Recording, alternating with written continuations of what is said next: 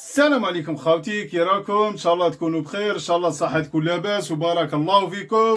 وفرحه خاوتي، فرحه شابه، اداء ونتيجه وكيما تحوس كيما تبغي. نربحوا في البلاد، نربحوا برا البلاد، نربحوا في افريقيا، نربحوا في افريقيا الوسطى. شيء عادي بالنسبه لكوت جمال بالماضي، بالنسبه للاعبين وبالنسبه للمنتخب الوطني الجزائري. مقابله النيجر هذه اللي درنا عليها بالبلا، والناس تهدر والدنيا وجاب وما جابش وعيط وما عيطش. شوفوا سكور خاوتي، 10-1 مقابلتين، 10-1، 10-1 ماركينا 10 وماركينا على رواحنا واحد، باش ما نقولش ماركاو على رواحهم.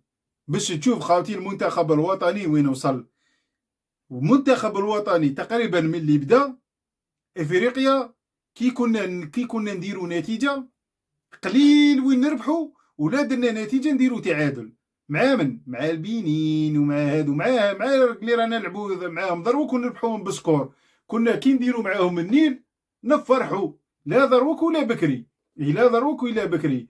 باش تشوف وين وصل المنتخب الوطني الجزائري. بفضل من؟ بفضل مدرب، بفضل مدرب نقولها ونعاودوها. كان يقول لك اللاعبين عندهم دور، لكن تجميع اللاعبين والكلام مع اللاعبين، تحفيز اللاعبين وحب اللاعبين، واللاعبين يعطوك كاع واش تطلب منهم، ويقدموا كل مجهوداتهم سواء نفسيه سواء بدنيه سواء فنيه سواء تقنيه. لا ما كانش عندك مدرب اللاعبين ما يأدوش. وشفنا هذا خاوتي مع ماجر، وشفنا هذا خاوتي مع الكاراز، وشفنا. لهذا المدرب نرفعوا له القبعه خاوتي، نرفعوا له القبعه، وما حبسوا الانتقاد من اجل الانتقاد. لان كوت جمال بالماضي خليه يكمل المهمه تاعو، وقلتها ونعاود نقولها، خلوه يكمل المهمه تاعو. ولا بغيتو تنتقدوه انتقدوه مورا كاس العالم. كيف تنتقدوه؟ قولوا له علاه ديتنا كاس افريقيا، وعلاه ربحت كاس افريقيا في مصر، وعلاه ان شاء الله بربي منا كاس العالم نكونوا رابحين 45 مقابله ولا فايت. لما لا وان شاء الله. فما قولوا له علاه اهلنا كاس العالم، علاه ربحت كم هائل من ليماش، وعلاه نخرجوا من موضوع كوت جمال بالماضي وندخلوا في اللقاء 4-0 خارج الميدان بجميع الظروف، الحراره، التوقيت، الميديتي، وزيد اللي كان الاهم والاهم هو رجوع اداء المنتخب الوطني الجزائري. وزيد التشكيله اللي دخل بها كوت جمال بالماضي، دخل بتشكيله ولا في الاحلام، تشكيله هجوميه من الديبي. كان حاب يربح بالماضي، كان حاب يربح، ولا سموك تربح خاصه في المقابله هذه. خاطر قبلها تشوف الطابلو، تشوف بوركينا فاسو بفارق 8 اهداف بلوس 10 بلوس 8 10 نقاط، وحنا 7 نقاط بفارق 13 هدف تقريبا. الفارق تاع الاهداف 5 اهداف، وفارق النقاط 3 نقاط. ربحنا اليوم، رجعنا في النقاط كيف، لكن في فارق الاهداف احنا خير. 9 فارق ب9 اهداف باش تعوض هذه كيسموها بوركينا فاسو اللي تمركي على النيجر، 9 اهداف، وتقارع حنا نماركو على بوركينا على جيبوتي. كل هذا خاوتي يخليك تطمئن على مستقبل الفريق الوطني. شفنا التشكيله اللي دخل بها، تشكيله تقريبا ما كانش الناس تتوقع فيها. وهذه ميزه المدرب الكبير، اللي ما تتوقعلوش التشكيله ولو في تغيير، ولو في لاعب او لاعبين.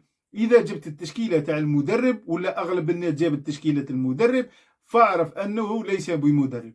مع كوت جمال بالماضي دائما هناك تغيير أو تغييرين في التشكيلة، إلا إذا كانت هناك دورة مجمعة كأس إفريقيا، فالتشكيلة الأساسية باينة. مع هذا كوت جمال بالماضي دائما كان يحدث تغيير، والتغيير لأن عنده البدائل وعنده كيما احنا نقولوا اللاعبين. وهنا تشوف خاوتي نهضروا على الأداء المنتخب. الشوط الأول نخرجوا كما شفتوا منتصرين بهدف محرز، مع أداء رائع من قبل يوسف بالليلي وكذلك بغداد بونجاح. هدف محرز. نزيدوا خاوتي تقطع البث ندخلوا فريق هدفين، من بعد هدف بونجاح، هدف كذلك قبله بالناصر. يعني اداء المنتخب وزيد اللي ماركاو، يعني اداء المنتخب نقول لكم ونعاوده لا خوف عليه. واليوم بانت امام منتخب النيجر رغم ضعف مستوى المنتخب، رغم لكن يقعد منتخب افريقي، يقعد الظروف سواء المناخيه سواء الملعب سواء في افريقيا، التنقل، التجهيز، الضغوطات، حادثه ملعب تشاكر، الملعب، الدنيا، وسائل الاعلام، الدنيا كلبه. يجي جمال بالماضي والمنتخب الوطني يربح بالاداء والنتيجه، وزادوا قلعوا نبيت تقريبا 5-0. يعني مشي سهله.